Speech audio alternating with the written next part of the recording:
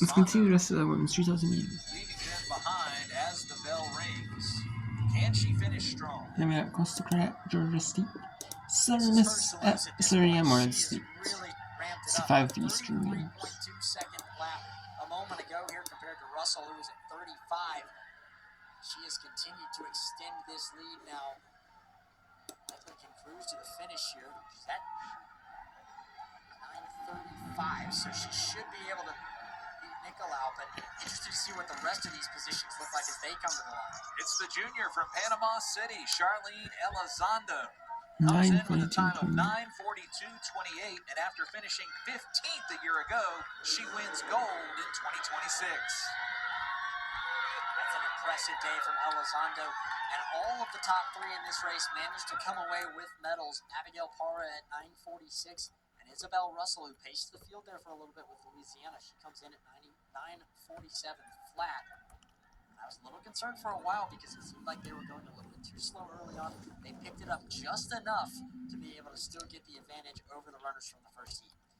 So South Alabama's Elizondo takes home gold. Abigail Parra, running second for the majority of the race, will take second and win silver. And then Isabel Russell, talented junior for the Raging Cajuns, finishes with bronze in a time of 9:47 flat. Remembering Maria Nicolau from that first heat, who she battled off against her teammate Tuva Sandberg for that win. They were beaten by the top 6 in this heat. They both managed to get 7th and 8th place positions. That earns a few points for the Warhawks as well.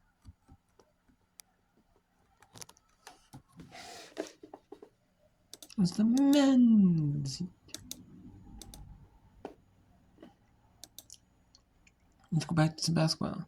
Southern Alabama State, 2 top teams in the conference,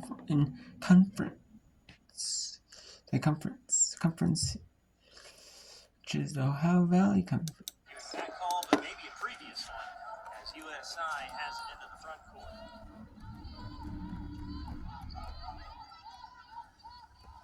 Only game today in OVC action on the women's side, and the only game in men's action, well, follows this one. Forbes to Folly, extra pass Dekia, make it the extra pass to McNeese. Morehead State's first lead. And Violet McNeese has been on a tear. Before her last game, she was shooting 60% in her previous 8 games. Remarkable.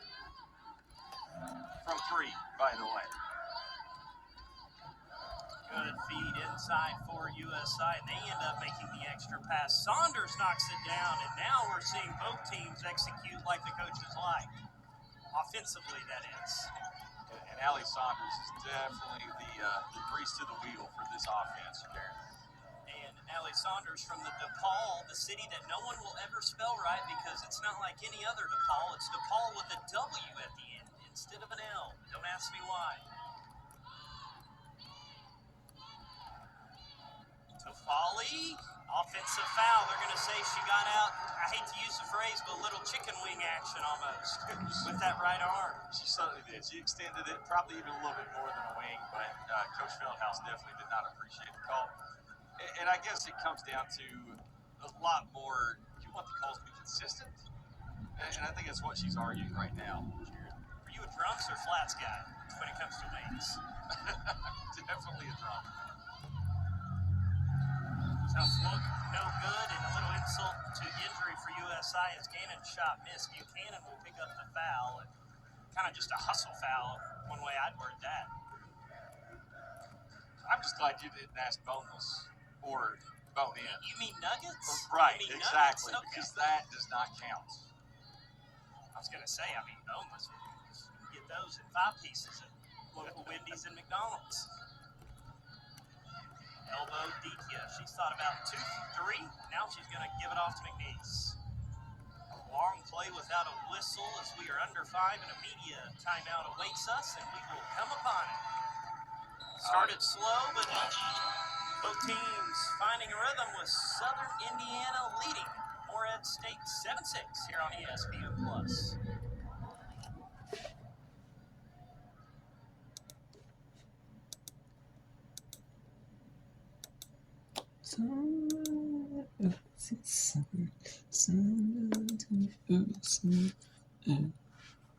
Earthquake Heat 3 to 200 meters for Louise Hawaii Conference.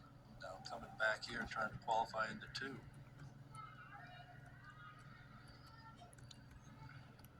Machine indoor tracks. The 200 meter is 1 lap. Both tied for that third fastest spot. Burdine was 8th in the That's the Bubby 200 Williams. indoors last year.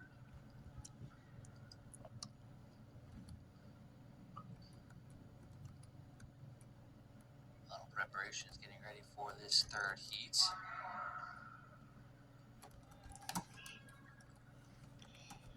It is a little tough setting up and starting blocks on the slant. When it's slanted, I think, that's why you see that first step, second step, flirting with stepping on that inside lane line. So a little grace given in those first couple steps with where they're situated right now, which is probably why we haven't seen any of those disqualifications. Yeah, well, it takes a little getting used to, because usually you're used to, on a flat track, you're used to having to lean in so far, and on a bank you don't have to lean in. The track actually puts you in there. Venhouse getting out pretty well there in lane 5, trying to eat into the stagger. Guy does a nice job of holding her off. You saw that too, didn't you? Yeah, Okay. it's like a little misstep going up the hill by Burdine. And allows Venhouse to take over the lead. Burdine trying to hold off Jackson as well. Venhouse will lead this one through. Burdine in second. Times though a bit slower than I think we expected them to be. Let's see what the results are. 24:58 for Venhouse. 25:13 for Burdine. And yeah, that stagger up there into that third turn seemed to have altered the way she was running and eventually may have cost her a chance of getting into the finals. That's not going to get through. I don't think that's going to get through at all. We have 4 sub-25s already with 3 more heats to go. Well, their luck is that heat 5 is the second slowest heat. You've got your 9th and 10th ranked athletes running there. Heat 6, I think they have a chance of getting in, but heat 5 will be interesting. But this next heat should be the hot heat. We've got our conference leader and runner-up as far as qualifying times coming in. Honeywell from Lindenwood, outstanding time of 23:83, and Alina Peterson from Eastern Illinois with a time of 24.20. So you got a senior from Lindenwood in 5 and a freshman from Eastern Illinois in lane 6 to keep an eye on. Honeywell finished 3rd last year in the 200. Her teammate last year in Sinai Houston, Brianna Miles, finished in 2nd. It was 0.01 win for Houston. Hit that one last year. And she's one of the top qualifiers in the 60, right? Yes. We'll see if she uses that speed to get out and eat into the stagger out there on the competitor in lane 6.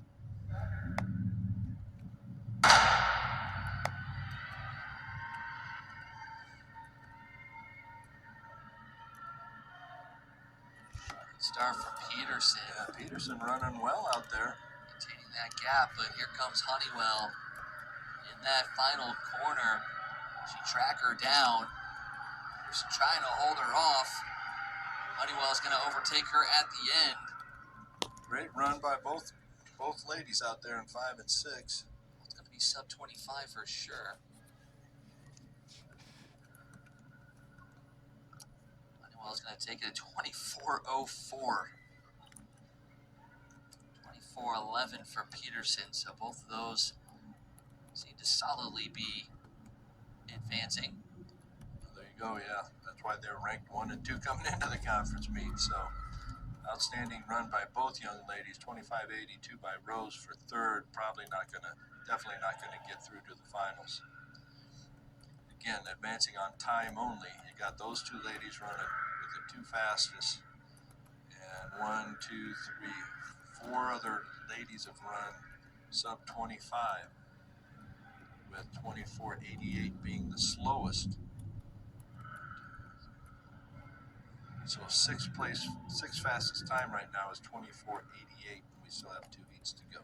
And you got Harry at a 24.93, Palmer at 24.92, and Alford with a 24.79 this year. And as we've talked, you're getting tenths of seconds here on this track, so the likelihood is very high that you're going to see some 24.7s here in the last two heats. It'll be Callie Field, Elena Gordon, Jasmine McClelland, and Serenity Harry here in this fifth heat.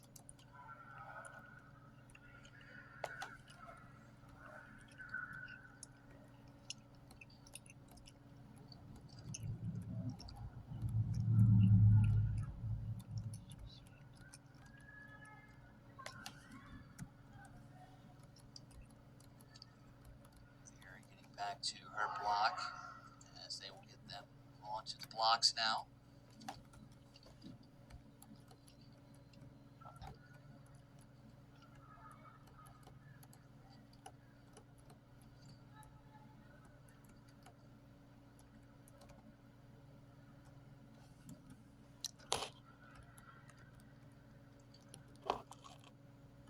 See what McClellan can do here in that fifth lane.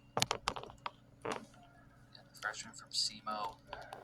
Track down the senior from NC State in Harry. Good start there from Harry. McClellan doing a nice job of closing the gap already.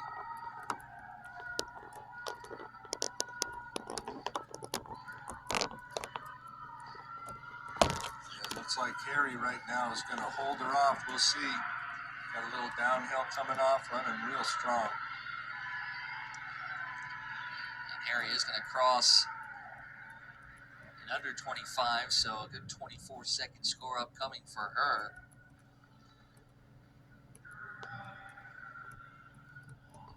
24:48 for Serenity Harry. 25:09 for McClellan, so that's not going to be enough as well. All right, so we got 1, 2, 3, 4, 5, 6, 7. 24:88. That's the time to beat.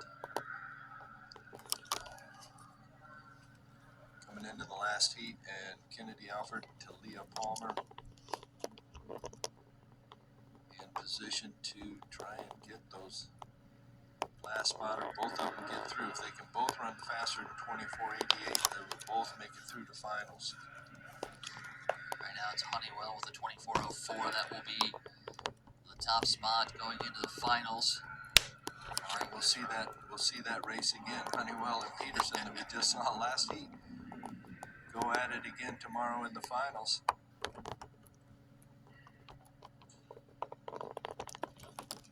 And I believe it'll be the same lane positions as well, 5 and 6.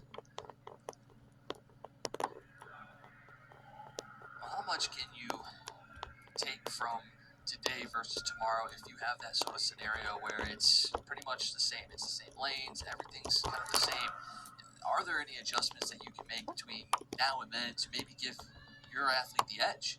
Well, a lot of it depends on how did they run the race. You know, did they get out well out of the blocks, run that first turn hard? Did they just, you know, sometimes people run fast, but they're not sprinting. You know, and the 200 meter is a sprint race, and a lot of times they're a little tentative to go all out right from the beginning for fear of being too tired at the end. So you got to find that fine line of getting up to speed. You got to get up to speed right away and then relax and maintain that speed until it's time to hammer it home. But if you never get yourself up to top speed, then you're never going to run as fast as you're capable of. Alford out very well. Palmer trying to track her down. Pushed by Lester here. Looks like it's going to be Alford that's going to finish it out. Real well. That's going to be close, though. That was near the 25-second mark, which she crossed. So we'll see what she records there. 24:87 for Alford. That gets her in.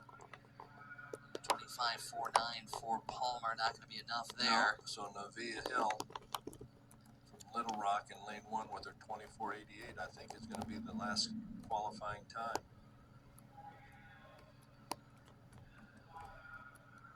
Honeywell and Peterson are 1-2, head and shoulders above the next qualifier, which is Winbush at 24:35. And you're correct, Hill does get that last spot as Alford slips past her for 7th.